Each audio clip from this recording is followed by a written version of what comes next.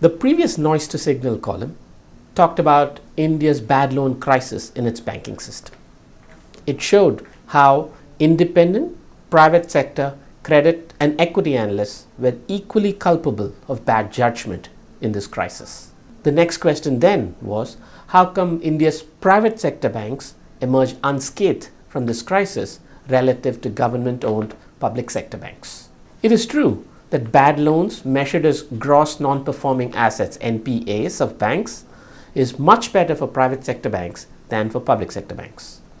For the fiscal year 2015, PSU banks' NPAs is 3 times worse than public sector banks.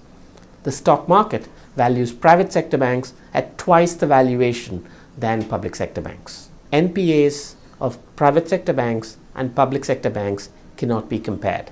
It's like comparing small oranges with big watermelons. We studied 6 PSU banks and 7 private sector banks between the years 2009 and 15, when the entire build-up to the current loan crisis took place. These 13 banks combined account for 2/3 of India's banking system. Indian corporates borrowed nearly $2 trillion from these 13 banks in this time frame. 1.5 trillion of the 2 trillion came from public sector banks, or 75% of corporate loan requirements were met by public sector banks and a mere 25% by private sector banks. It is true that private sector banks are smaller in size compared to PSU banks, and their balance sheets are not as large so that they can lend as much to corporates. But guess what? Even relative to their sizes, adjusting for their sizes of their balance sheet, private sector banks do not indulge in as much corporate lending as public sector banks do. Let's say each bank has a choice of a loan to make to a corporate or to a consumer. Public sector banks on average lend 700 rupees to corporates for every 100 rupees to consumer that they lend from their books. Private sector banks, regardless of the size of their balance sheets, lend on average rupees 150 to corporates for every 100 rupees to consumers.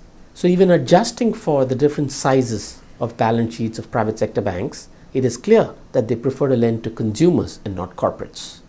Why is this the case? Going by India's history, there is twice the chance that a loan to a corporate will go bad versus a loan to a consumer.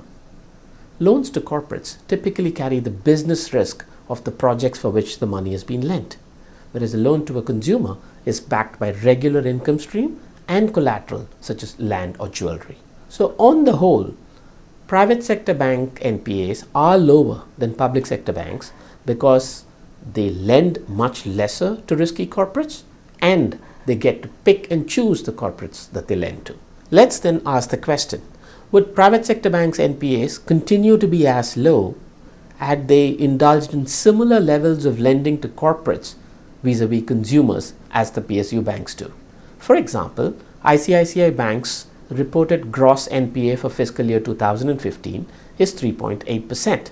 If ICICI Bank had lent as much to corporates as PSU banks did, this NPA could perhaps have jumped to 6.4%. Same as Punjab National Bank's gross NPA for fiscal year 2015.